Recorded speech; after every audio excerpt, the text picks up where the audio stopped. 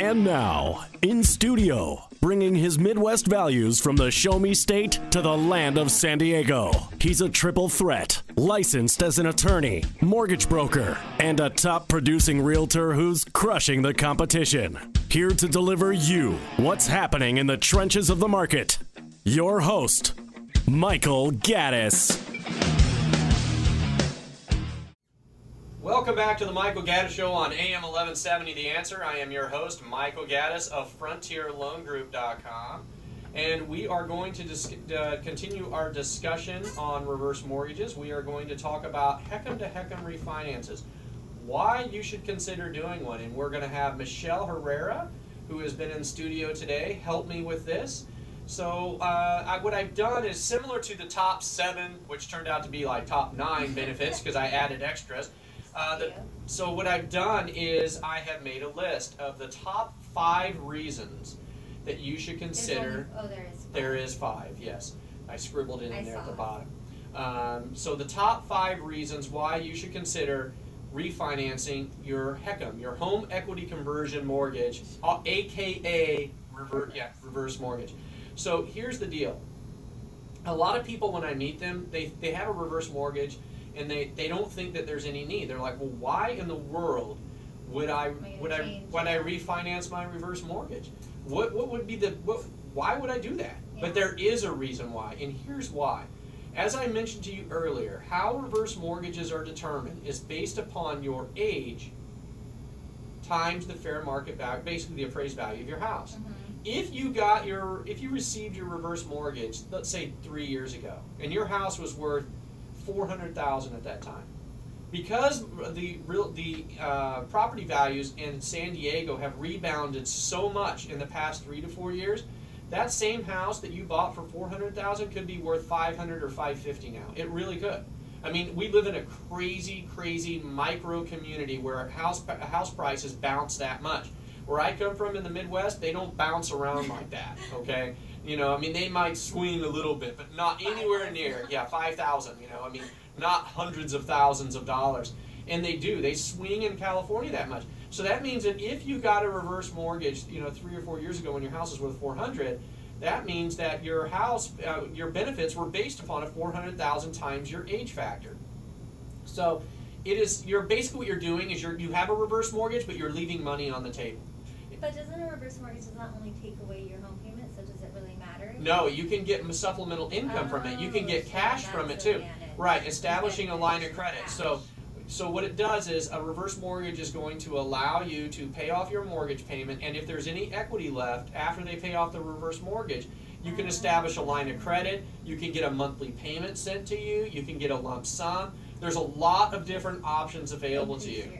That's right. So what I'm saying is, yes, you are leaving money on the table if you don't at least take a look to see, because you might regret it. I mean, I have this advertisement that I sent out, and it basically has a hand squeezing a house and money's falling out of it, because if you have a reverse mortgage anyway, if you don't use it, it's just going to sit there. That's just going to sit there, and you might as well get the benefit of it if you're going to have it anyway.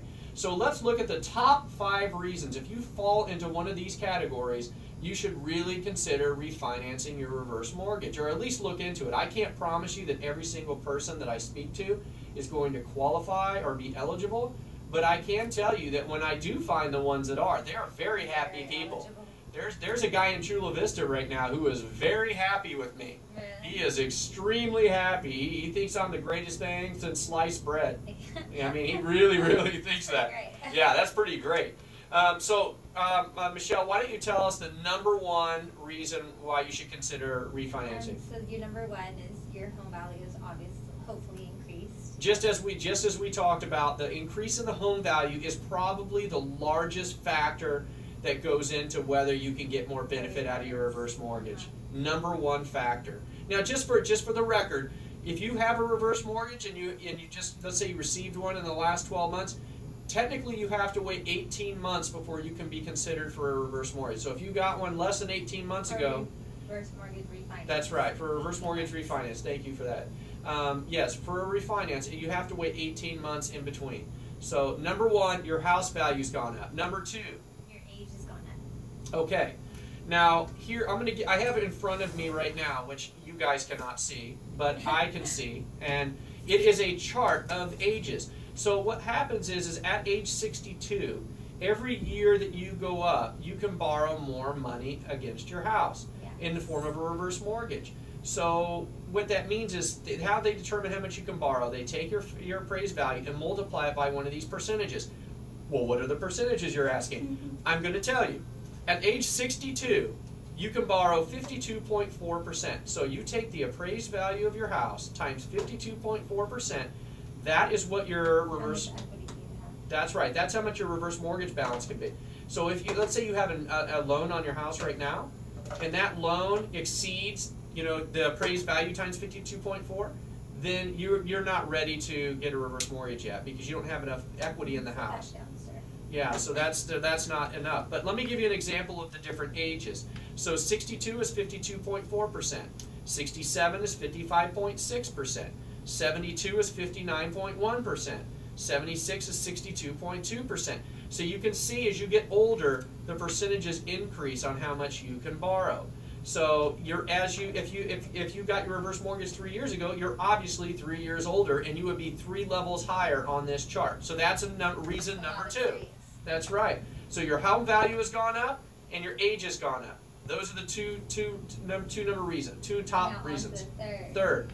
Your reverse mortgage originated before August 4th, 2014. Okay, why is that important? Why is August 4th, 2014 an important date? Because the amount they gave you before was less. That is correct.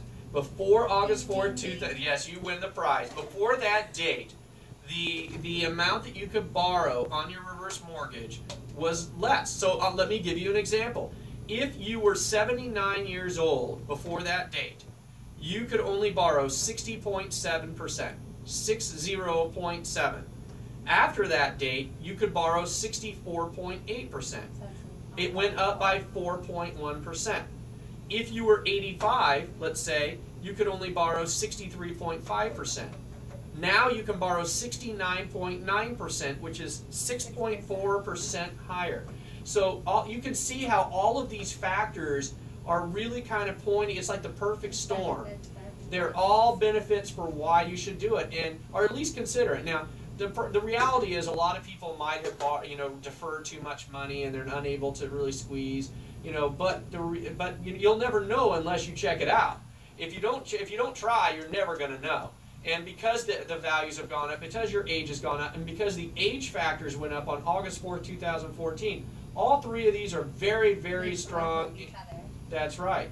So what is the reason number 4? Your 4th reason is you might be able to increase your reverse mortgage benefits with little or no closing costs. That's right. Here's the deal. One of the great things about reverse mortgages, and one of the things that's a little bit challenging in getting someone into a reverse mortgage, is the fact that there's that upfront mortgage insurance premium. Now, most of the time, many of the times, I'm either able to mitigate that down by just the way I structure your reverse mortgage, and I can either reduce or eliminate your closing costs that way, or I can basically eliminate them by giving you a big credit anyway and just wiping them out altogether. Because they give you credit for your upfront mortgage insurance premium from what you paid before, it makes it really small, and I'm usually able to give you a big enough credit to just basically do a no-cost refinance. Yeah, I can usually do a no-cost refinance for a reverse mortgage. Paul just put up 2 fingers here, so we just got a few seconds left, but I want to hit reason number 5.